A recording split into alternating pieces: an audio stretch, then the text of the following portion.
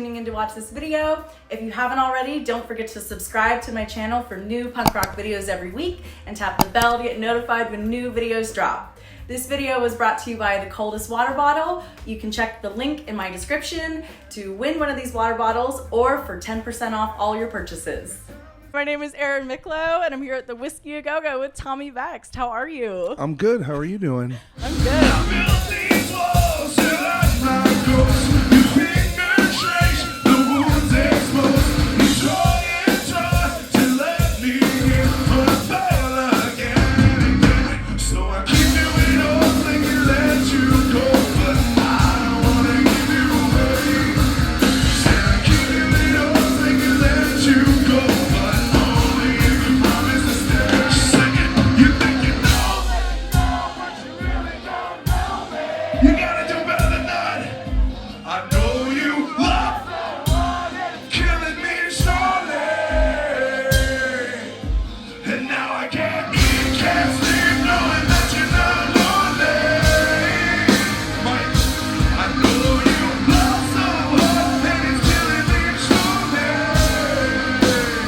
Your hair, it's giving me like 90s Rancid vibes, Yeah? which I love. Yeah. That's cool. Like I'm Ruby actually Soho friends with vibes. them. I've known Tim since forever, since I was 17 years old. Oh, you're cooler than I am. Shit. Okay. Sweet. You're from New York. I am from Brooklyn. Yeah. I actually became friends with Tim in New York. Oh, nice. So. Is that where you're from? No, I'm from the East Coast. I'm from Florida. But okay. Enough about me. This is about you. All You've right. been going through a lot lately. I have. Actually, I was just watching your Instagram stories last night, so let's jump off with that. Sure. With this new lawsuit that is, you're suing your manager. Well, yes, and the record label. Yeah, and with my former partner. Yes, and with all of that, I was watching your stories last night because Loudwire had posted something, and it was his statement saying like, "Oh, I have never been sued by an artist." Yeah. So basically, TMZ found the filing, and I guess Yeah. people look up that stuff, and it's kind of a big deal because it's like tens of millions of dollars in damages, the lawsuit. So it became public drama, and I found out about it when it came out. I was like, what the fuck? And then the next day it was like Alan Kovac released a statement, and in it he falsely accused me of being a QAnon conspiracy theorist, which I actually didn't know what that was until I had a conversation with him in 2020 where he had originally accused me of that, and I'm like, well, I don't know what that is. It's some internet thing.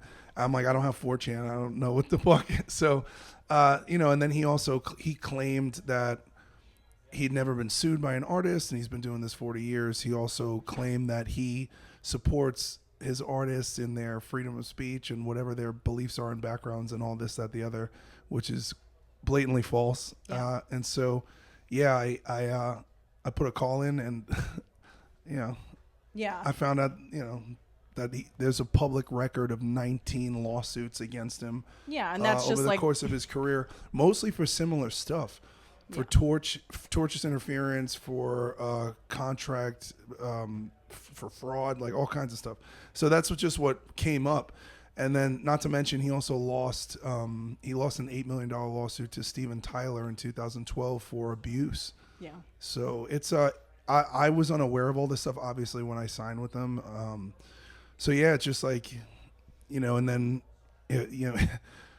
unfortunately, there was I was on a podcast, and I had to I stepped away to take a phone call with my ex-manager and my ex-attorney, where you could hear in the audio that they're telling me that I'm not allowed to voice my political opinions unless they're with the majority, and that my beliefs are the minority, and this, that, the other, trying to navigate me or manipulate me into not being outspoken about social issues, which at the time it was where the money was going from BLM. And as an African American, I had a real issue when I found out all the money was going into Act Blue, which is a Democratic corporation that funds campaigns. instead of it going into the black community. So, of course. Yeah.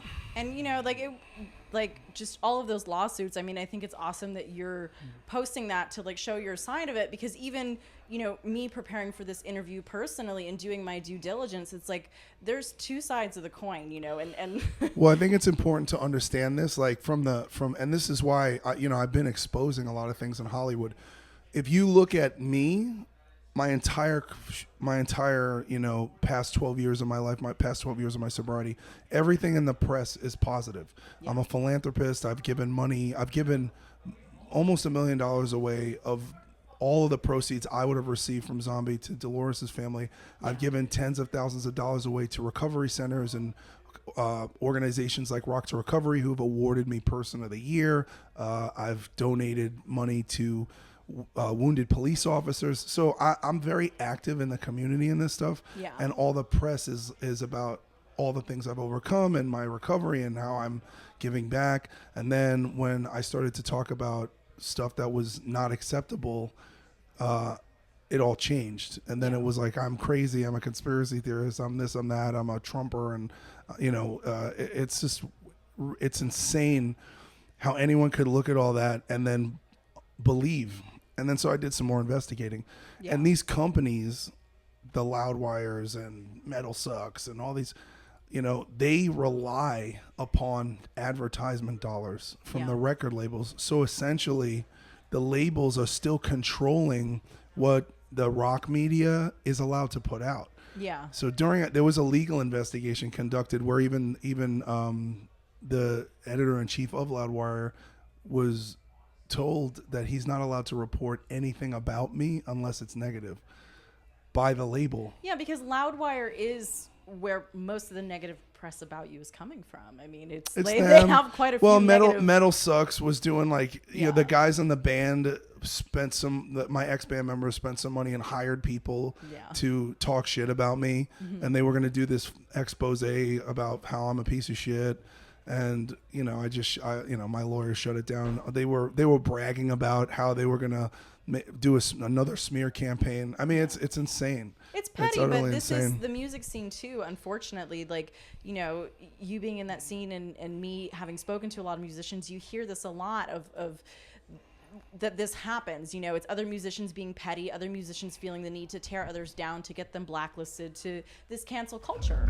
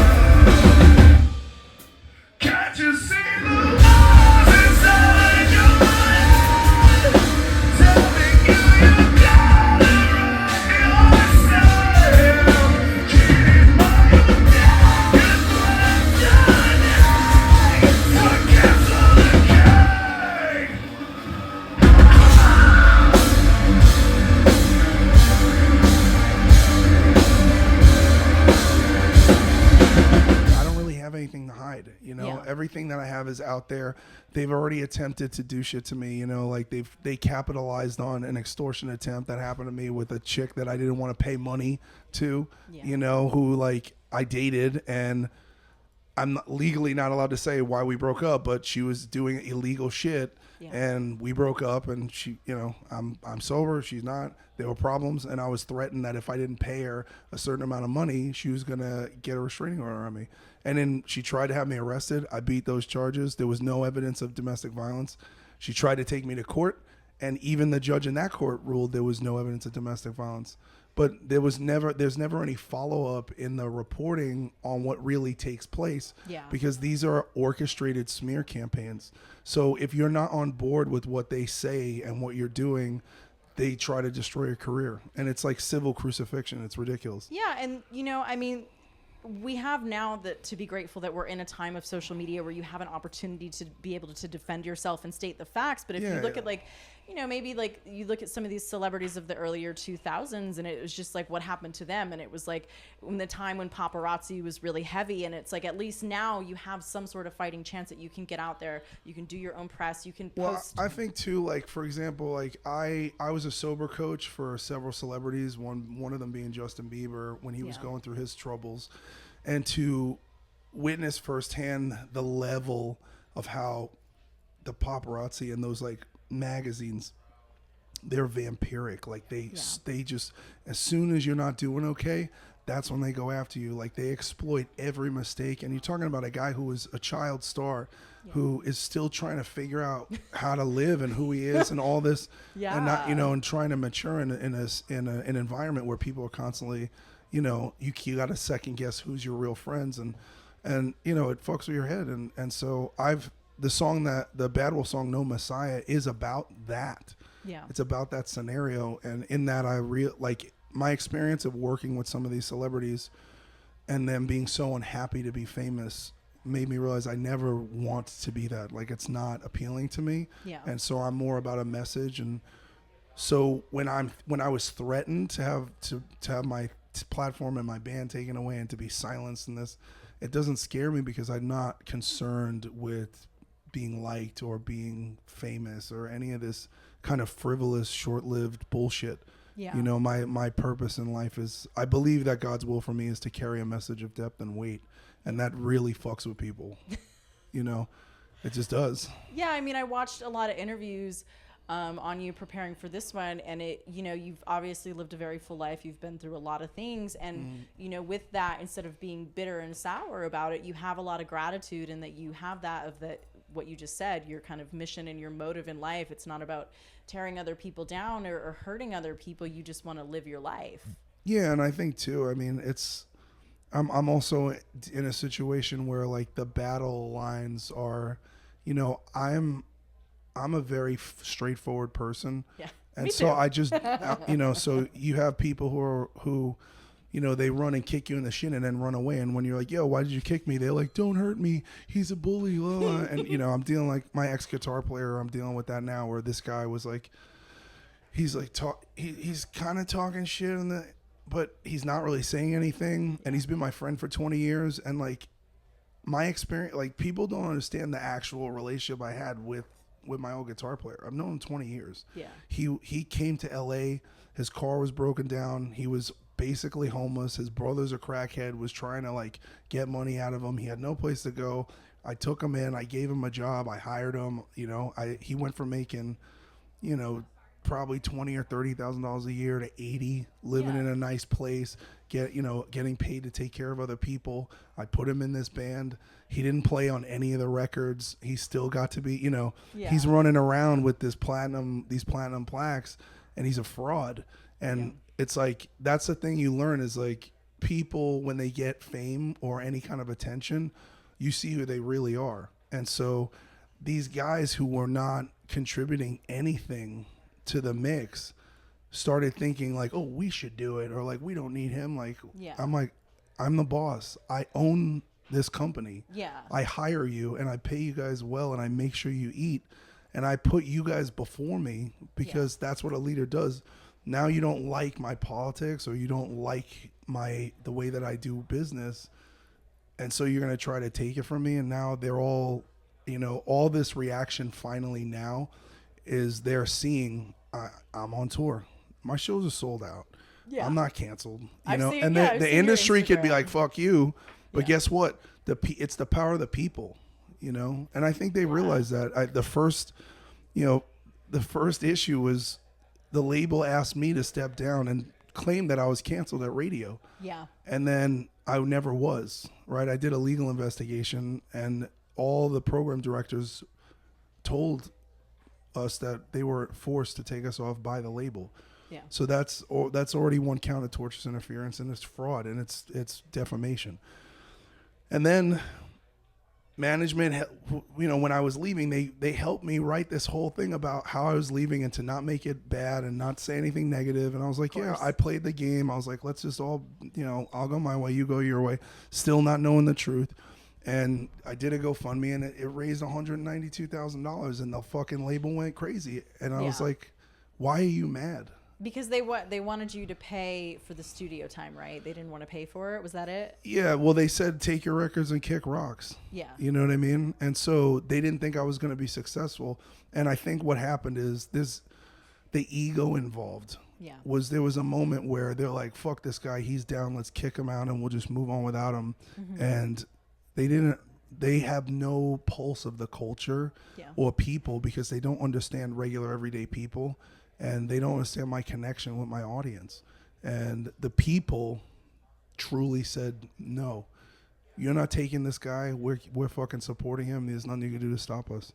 Yeah. And so now we're like, this is a movement now. Well, I just drove down the line. The line outside is I've never seen it like this. It's long. Yeah, and I've been playing here for 10, 15 years. Yeah. And I've never seen it like this. I mean, yeah, we're in a time where you're going through a lot, and your fans want to support you, because it is, I mean, the legal battles and just all of it, like the emotional struggles of it all. It's stressful. It's a lot to go through. If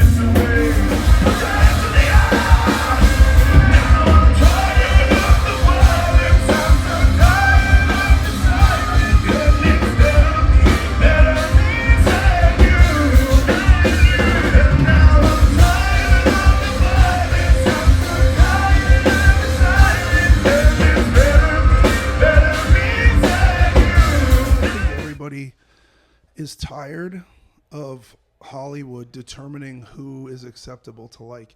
You have a lot of people who are disrespecting this country, disrespecting the sacrifice that our forefathers made, and the men and the women who served this country and ultimately lost their lives. You have politicians pathetically crying on the stand, trying to attribute the January 6th debacle to 9/11, which is outrageous. I mean, and there's no accountability. And so politically, you have a political party that is absolutely unaccountable and utterly disgraceful. And the people who look to that party as leadership to behave, they behave as disgraceful with it. And they think they're going to do it with impunity. And now everyone is starting to realize, oh, we can't just get away with this shit. Yeah. And so now there's going to be consequences. And it's just like, it sucks. But it sucks to suck, It is what it is. Well, so, and for you, moving forward with all this, what's going to happen? I mean, obviously, this portion of the lawsuit is new. This just kind of occurred. Well, there was a 7-month time period where I was like, when are you going to let me out of my contract? Yeah, and so you had to come to this point where you had to bring the big stick. Yeah, well, unfortunately. Well, it's just, it was like, first the band was like, once they told me I couldn't have my recordings, I was like, I'm not leaving. Yeah. And then they were like, oh, well, you can't. It's too late. I'm like, I own this company. You're outside of it. Yeah. And and my partner is, not a sober fellow, if you know what I mean. Yeah. Very easily influenced, very emotionally manipulated, very easily, and financially dependent on the label. So he's a puppet, and he's also made terrible financial decisions. And I've audited the company, and I'm not even going to get into, it's just all the music industry nightmares like that you hear about, where people, you trust, are not doing the right thing and spending money on things that have nothing to do with the business. And it's bad. It's bad business. And like you said, if there's substances involved in that, you know, people aren't acting in a right state of mind. Yeah, well, it also is a mentality of scarcity. Like when you're in your addiction and your disease, there's never going to be enough. Yeah. And I know that because I've been sober for 12 years and I've worked with other addicts. And so when people believe that there's not going to be enough or it's not going to be okay, they start fucking over everybody around them like crackheads just to survive. Yeah, I mean, it's like, I feel like it's something that's maybe easy to get caught up in once you're kind of spiraling already. Yeah, I mean, you know, it's like a lot of people show their true colors. A lot of things came to light too. There's a one of my ex-band members was kicked out of another band for pedophilia. Oh wow. Yeah, and so I haven't even dropped that yet. Like I'm not did.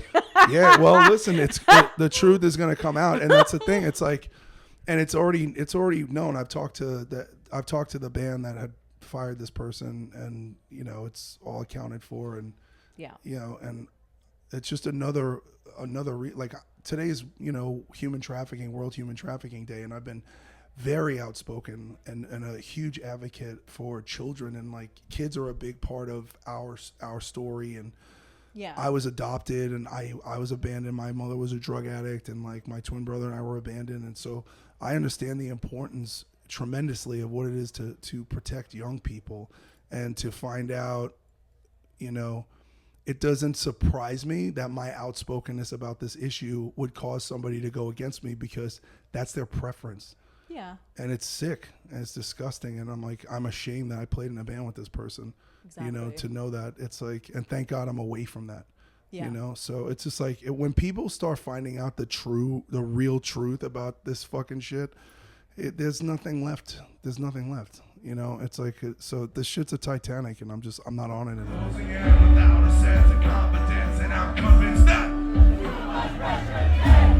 I felt this way before, so insecure.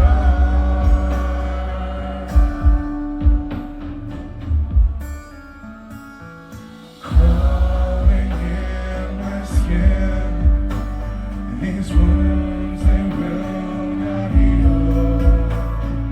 Fear is how I fall, confusing what is real.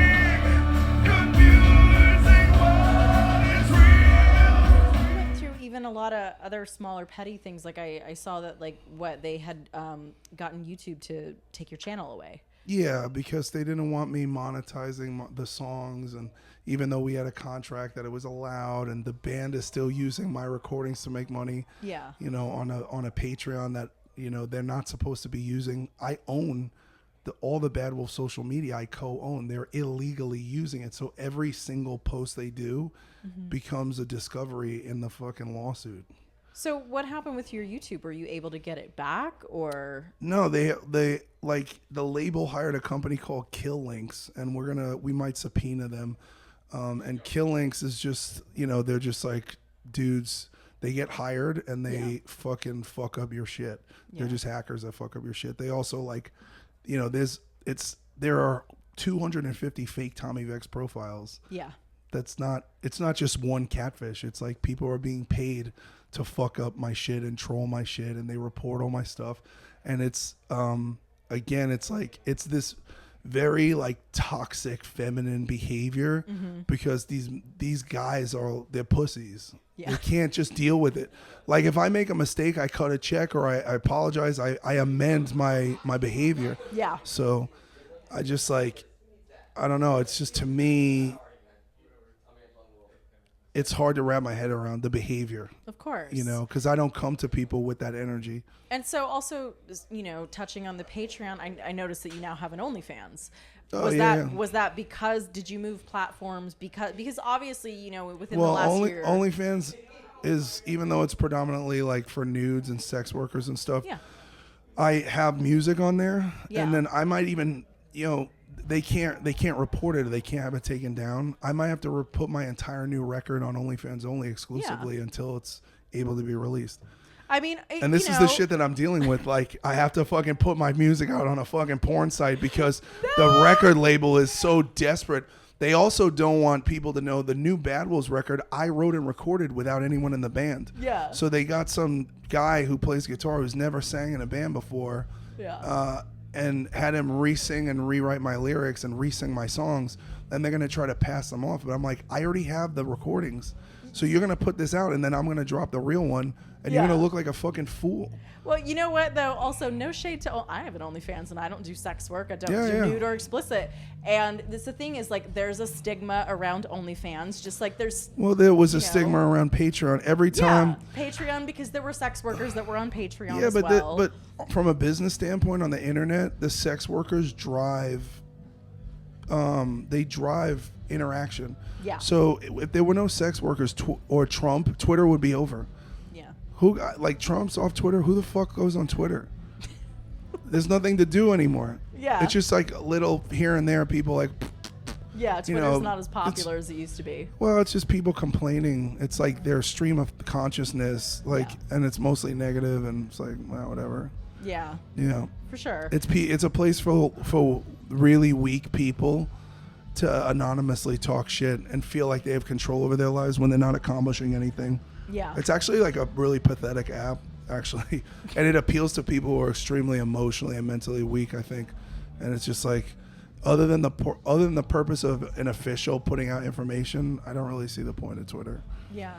Well, so with all of this, obviously new music for you is held up, right? I mean, you can't, because they would probably try to come for it. There's three albums that are just completely can't do anything with. Yeah. 22 covers, 14 originals that I wrote for Bad Wolves with Scott Stevens and Drew Folk and my team of writers. The guys in the band, I can't write with them because they're not good songwriters. Yeah. They're just not. Then we were friends for years. They're just insufficient. They're great players, and that's okay. Yeah. You know, being a hired gun is a respectable job. It's just know your place. Yeah. You know, when I sang for Snot, I was a singer of Snot. I was not in the fucking corporation. I did my job respectfully, you know, and that's okay. For sure. You know, people get greedy. They want more. So for you, what would need to happen for all this new music that you've been making to come out? Because you said you spent a lot of time in 2020 recording and you're working on your book. Well, I filed for injunctive relief. So basically the judge is going to review the case, and the court has the right to suspend my record contract until there's a resolution. Yeah. So in the interim, I can independently release music. I don't think the label desperately doesn't want that, because obviously you could see how my fan base is. Yeah. And if I put something out, it's going to be like Aaron Lewis. It's going to go number one. Yeah. And I'm sitting on just like really amazing songs that are very important to what's going on now, and tapping into like the human consciousness of what we've gone through 2020, where everyone's head's at. Dealing with politics, dealing with mental and emotional depression, dealing with uncertainty, dealing with, loss, and dealing with the tradition of the Constitution and what this nation stands for in the world and what's happening. They don't want that to come out. They don't want any of that to come out. Yeah. So you think when the legal battles are done, that's when maybe you can you're fighting for your freedom. I think once we go into court, I think I don't think the judge is going to have a problem, considering the long, lengthy history of Kovac Music Group having such egregious behavior. Yeah. So I think it's going to be a no-brainer. So, and that's it. Yeah, and I think that's really smart of you to, have found all of those, factual pieces of information. It's not just he said, she said. It's like, look, here's the proof. Yeah, I mean, everything that's the thing in this whole situation. Like they're like, Tommy's lying. I'm like, literally everything I've said, I have evidence for. Yeah. I don't just make stuff up. Yeah. So when I say that I was, the N-word was used with me, it's true. Yeah. There's evidence. You know what I mean? So it's the character of these people is shown through when they start realizing they're not in control of you anymore. Yeah. And it's not healthy. Well, We shouldn't try to control other human beings. That's what controlling people do. It's like when they feel you slipping from their grips, that they go harder. Well, it's like the record label is like an abusive husband. They beat you until you leave, and then when you leave, they fucking, why did you? I don't know. She did this or she did that. It's like, no, bro, you were a piece of shit.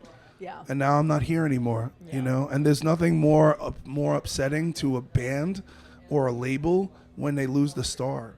And that's just what it is. And it's like, it's not an ego thing. It's just an evident thing. Yeah. And now you've gone back to, okay, like, yeah, they'll all be fine. Great musicians. I hope they write a bunch of cool songs about fucking nothing because they have nothing to say because they have no adversity, never been through anything. Yeah. And, quite frankly, owe a lot of people an apology because of the way they conducted themselves and how much they've completely lied to their fans, And I was pressured to fucking be quiet about that stuff. Yeah. And now that time is over, so. For sure. Yeah. Well, I'm going to close with that and say thank you so much for taking the time tonight. Thank you. For being so I open like your and necklace. honest. Thank you. Can you headbang with that? Oh, there's a lock. We'll break your nose. Yeah. No. Hey, guys, I'm Tommy Vext, and you're watching Last Rockers TV. Killing me.